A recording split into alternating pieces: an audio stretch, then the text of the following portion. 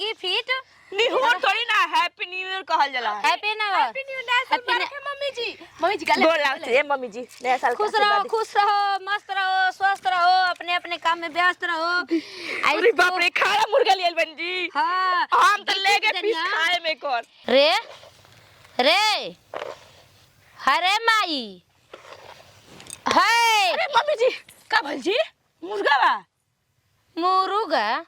मुर्गा का नाम मत लिए घर में मुर्गा मछली बनी तारा के। मम्मी जी आज नया साल हुआ फर्स्ट नया साल का नया काम मुर्गा मछली खइबू मीठा चीज बनावल जाला खीर पूरी दाल भात पकौड़ी चकौड़ी ई सब बनी न रे दरई पूरा गांव में मुर्गा बनेला अंडा बनेला मछली बनेला हमने घर पकौड़ी रछ भछ ना खाइ जाला नया साल के दिने रे।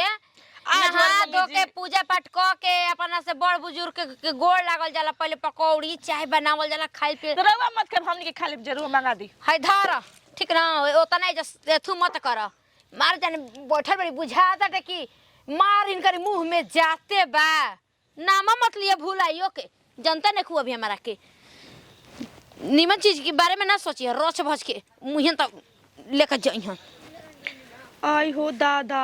हम तो जानी कि हमको सही के बूढ़ी लिया के दे तरी मुर्गा बना के और ते सपना नु देखत रहनी है।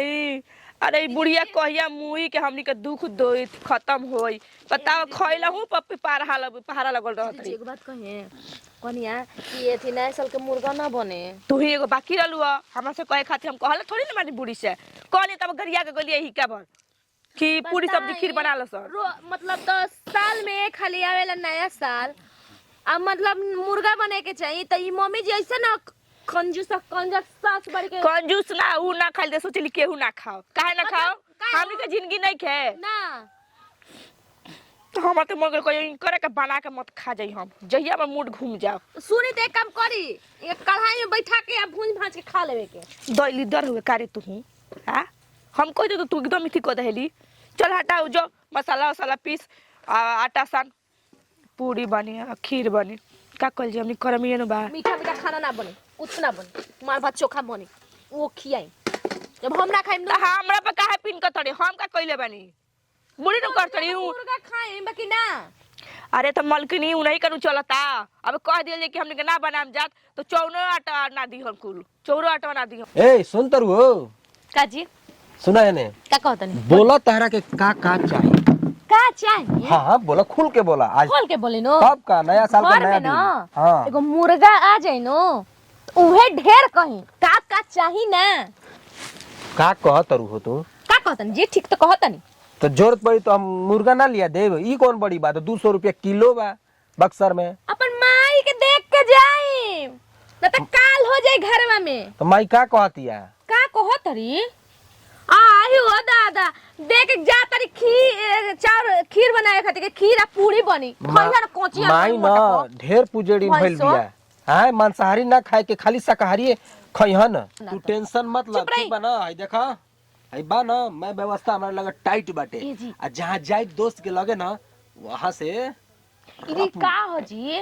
शरबत ई हमारी दवा दारू ह पी के देखी काहे घर ना ना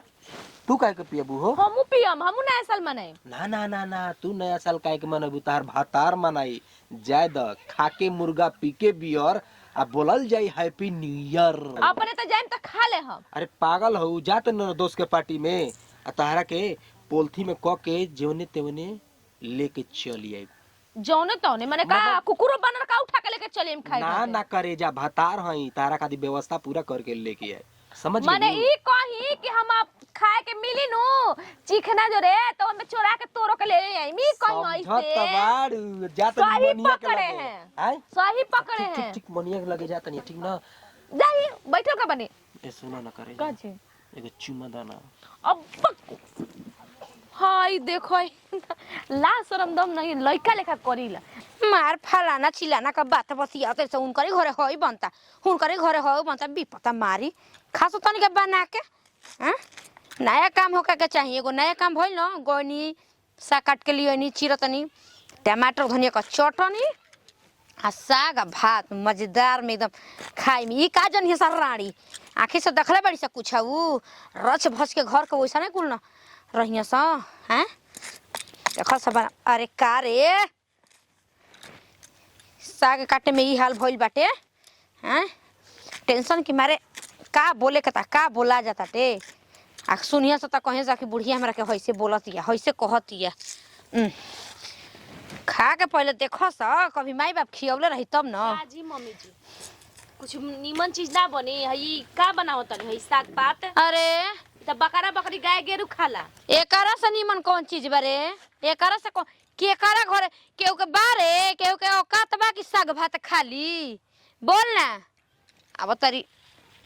बात बती आवे चल से अपन अपन काम करो स जो न माताई सब कोई नया साल में मुर्गा मीट खसी बकरी खाला त रउआ खातनी साग पात ए खइला से का होई त रोज रोज मिलेला। रोज रोज मिले उ ना रोज रोज मिलेला। रोज नया साल नानू एक बार आवेला। अरे ठेका टूटा नहीं हमारी लगे मुर्गा मछली के बात मत बतियाओ ढकच दे मुंहे पे बस थिराइए जइबू। हां हां ई हाँ, खइला हाँ। से रउआ त ई खइला में स्वर्ग में जाई। ई खइबू त आंखी में रोशनी बढ़ी देही में खून तैयार होखी डॉक्टर कहला से हरियर ताजा ताजा सब्जी खाए के। रउआ के त डॉक्टर समझावेला सा और आदमी त बोका हवा सन ओकर के त ना समझे सा। ओइसे त गैस बनता है ओही से हरियर चीज ना खइबू जत इहे कुल ना होई। और शराब परेला ए मम्मी जी ये गैस ना बनावेला। हां रे हम तो नहीं बानी डाइन बानी तनी के भूत क देतनी डाइन त ना खोजला सा कहनी निमन सास खोजला सा बरिस बरिस त्योहार के दिन हमरा के डाइन को हतिया हो दादा। हम कभी सोचले ना रही कि अपने पतोई हमरा के तो नहीं डाइन कहे लगी दादा। हैं अब हम झूठा बिना माने मतलब के कुछ बोली ना ठीक बानो। ज्यादा समय अपन साग बनावत त दू बेरा तीन बेरा खाई केवन कहीं कि खराब होखे के बाटे। ई का करतन जी का ई करतनी का करतनी का करतनी ये बनी आज के दिन साग जो बन गई हम्म। तो सोचे रउआ के हम उठा के खा फेंक जा दे हम जा। रउआ के बड़ा सुन तनी कि ना सुना तनी हो सुना तनी तोहन लोग के बताई हम ये घर में इथी पहले फेकुआ भइल बनी होकर मरद लिया झीली में खियावत ओकरा के मुर्गा हम काल देखनी हो बाहर में देखो झीली में मुर्गा बांध रहुए। अरे तोहने नियर सत खेलन के बाटे रे तोहने नियर सत खेलन के बा भीतर भीतर डालत रहत ढेर में अड़सावत रहत आ कह सकी अही दादा अहिए माई धोले में दाते हो दादा आ आयो माई अरे गुनावा माई पी गलो तो दादा। अरे विपत मारी अपनी बापे भाई का मांस खोना नीर करे भाई का अरे मांस खाबे बड़ा हमारे मीठ लाग गइल बा अभी जान जा मुर्गा चुप आयो माई अरे हमार मसुया कैलस काट के अरे बाबा तो माई हम दूसरा भइल बन तो तू पिछड़ा में से छुरा के एकर जिंदगी यही करे लग जाई और सर हमर मांस खाई और ना लिए हमर मांस खाई बिना हमर मांस से खो हमर मांस से खो अरे ले भाई अरे मैं चलो चटकी आयो बा आयो माई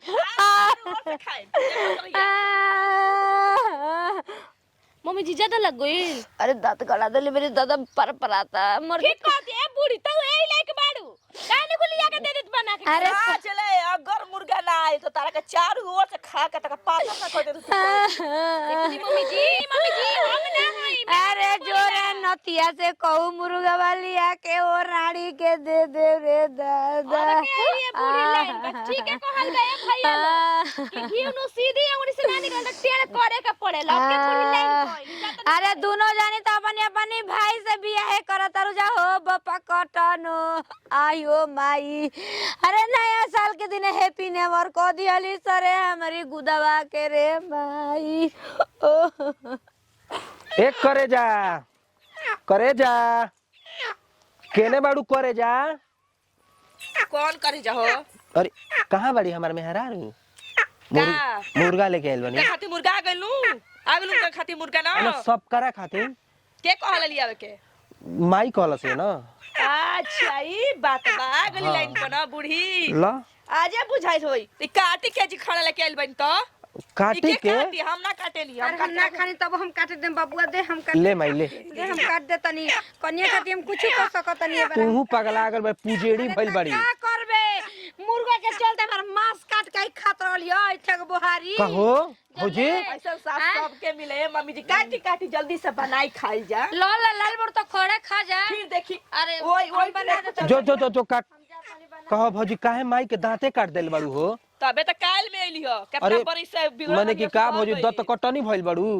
आय तू भइल बड़ा सती सबिती मेहरारू के झिली मिलिया के खियाओ त मुर्गा बोली बोली हम तो गवा तू में अपना मर्दा से मांगी लो। मर्दा मरी जाने तो तू बैठ के कुर्सी पर हिलाइता ना गो। अब हे 2-4 गो पीस मिल तो तोहरो। खाती गइल बा बैठले बैठले खाए के बाटे। अच्छा झगड़ा मुर्गा ले देनी अपना पैसा के ना, झगड़ा लो मत। ए मैं रुक हम हुआ तो